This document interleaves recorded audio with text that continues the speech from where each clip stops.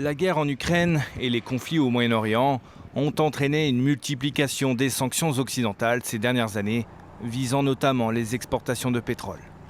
Parmi les pays ciblés, la Russie ou encore l'Iran, des États qui s'appuient aujourd'hui sur ce qu'on appelle une flotte fantôme.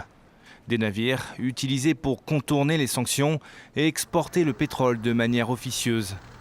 Ces bateaux sont généralement détenus par des propriétaires tout aussi opaques, dissimulés derrière des sociétés écrans.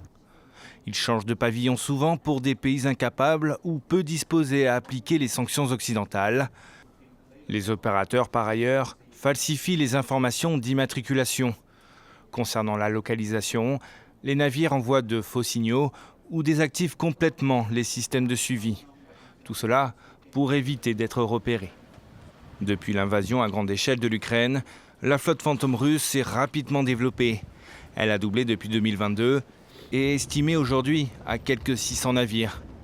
Grâce à cette flotte, Moscou a largement réussi à maintenir ses exportations de pétrole. Du pétrole russe, principalement acquis par l'Inde et la Chine, qui l'achètent souvent bien en dessous du prix du marché.